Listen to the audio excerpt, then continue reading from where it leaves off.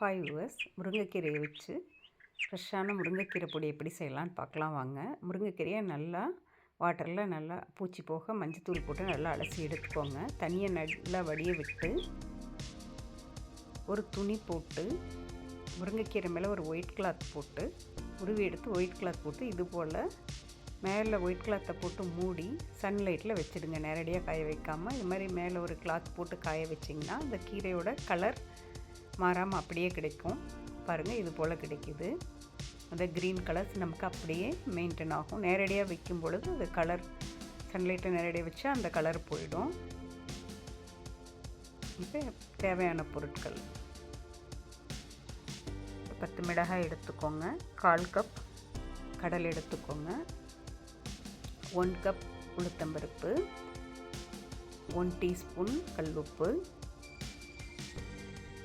1/4 cup கடலைப்பருப்பு,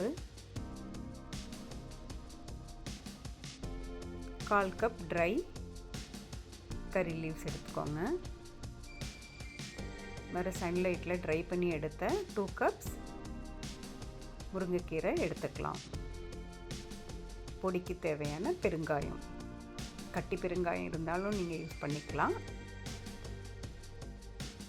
கடலை இது போல் ஒரு 6 நிமிஷம் ட்ரை பேனில் டோஸ்ட் பண்ணி எடுத்து வச்சுக்கோங்க. அதில் இருக்கக்கூடிய பொருட்களை தனித்தனியாக டோஸ்ட் பண்ணி ட்ரை டோஸ்ட் பண்ணி எடுத்து வச்சுப்போம்.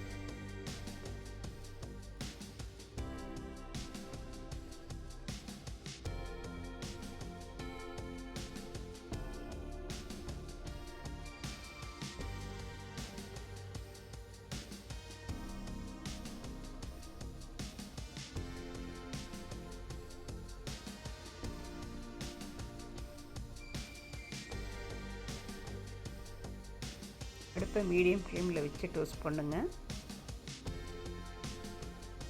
இந்த முருங்கைக்கீரையை மஞ்சள் தூள், சிறிதளவு மஞ்சள் தூள், உப்பு போட்டு தண்ணீரில் ஒரு 4 நிமிஷம் ஊற விட்டு வடிகட்டிட்டு 2-3 வாட்டர் விட்டு நல்லா தண்ணியில் அலசி எடுத்தால் அதில் இருக்க பூச்சிகள் இது எல்லாமே போயிடும். அதை நல்லா தண்ணி வடிய விட்டு முருங்கைக்கீரையை தண்ணி நல்லா வடிஞ்சதும் கீரையை உருவி இது போல் ஒரு தட்டில் போட்டு மேலே ஒரு ஒயிட் கிளாத் வச்சு தண்ணி நல்லா வடிஞ்சது மேலே ஒரு ஒயிட் கிளாத் வச்சு சன்லைட்டில் வச்சுடுங்க. சன்லைட் நல்லா பீக்காக இருக்கையில் வச்சிங்கன்னா 1 டேலேயே முருங்கைக்கீரை இது போல் ட்ரை ஆகி கிடச்சிக்கும்.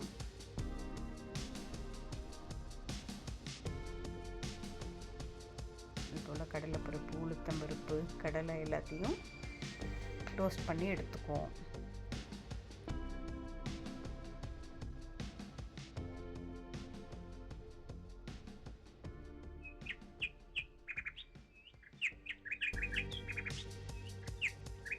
நான் ஒரு கருப்பு எள்ளு 1/4 கப் ஆட் பண்ணியிருக்கேன். வாசனைக்காகவும் கருப்பு எள்ளும் சத்துக்கள் நிறைந்ததுங்க. அயன் சத்து ஜாஸ்தி கிடைக்கக்கூடியது, கால்சியம் அயன் நிறைந்தது. ஸோ இந்த பொடியோட கருப்பு எள்ளு சேர்த்தையில் வாசனையாகவும் நமக்கு தேவையான சத்துக்கள் அதிகமாகவும் கிடைக்கும். இப்போ வெள்ளை உளுந்து இது போல் செவக்க வறுத்துக்கோங்க. 1 கப் உளுத்தம்பருப்பை இது போல் நல்லா செவக்க வறுத்து எடுத்துக்கலாம். இதில் 2 டீஸ்பூன் பொட்டுக்கடலை ஆட் பண்ணிக்கோங்க.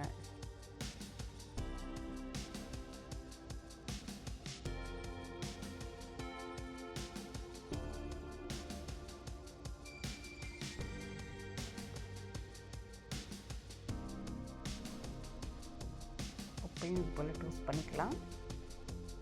கருவேப்பிலை இது எல்லாத்தையும் தனித்தனியாக டோஸ்ட் பண்ணலாம். இப்போ ட்ரையான முருங்கை லீவ்ஸை ஒரு 3 நிமிஷம் டோஸ்ட் பண்ணி கடாயை ஆஃப் பண்ணிவிட்டு லேசாக பெரட்டி விட்டுட்டு அதுக்கப்புறம் ஆன் பண்ணி மீடியம் ஃப்ளேமில் வச்சு 3 நிமிஷம் பெரட்டினிங்கனாவே டோஸ்ட் ஆகிக்கும். ஏன்னா நல்லா சன்லைட்டில் ட்ரையாக இருக்கிறனால முருங்கைக்கீரை ஈஸியாக டோஸ்ட் ஆகிரும். இப்போ ஹாஃப் டீஸ்பூன் பெருங்காயத்தூள் இதில் போட்டிருக்கேன். இப்போ இது எல்லாம் ஆறுனதும் மிக்ஸி ஜாரில் எல்லாத்தையும் ஆட் பண்ணி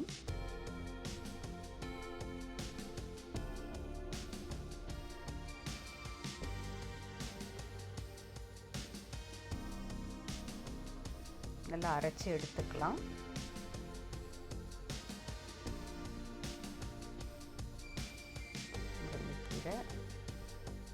உளுத்தம்பருப்பு, வறுத்த உளுத்தம்பருப்பு, பெருங்காயத்தூள், பொட்டுக்கடலை எல்லாமே போட்டு இது நல்லா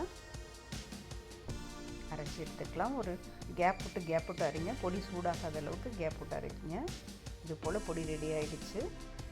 நல்லா மைன்யூட் பேஸ்ட்டாக அரைச்சிங்கன்னா சாப்பாட்டுக்கு யூஸ் ஆகும். நான் லைட்டாக கொஞ்சம் கரகரப்பாக அரைச்சிருக்கேன். சாப்பாட்டுக்கு, இட்லி, தோசை எல்லாத்துக்கும் தொட்டுக்கிற மாதிரியும் லேசாக கரகரப்பாக அரைச்சிருக்கேங்க.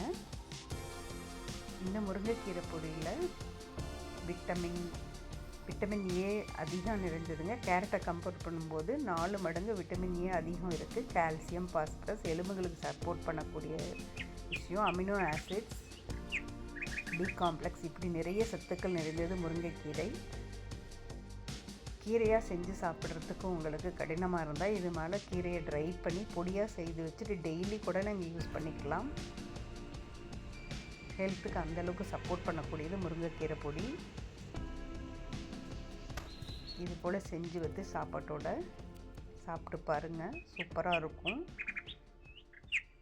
ஹெல்த்தியாகவும் இருக்கும்.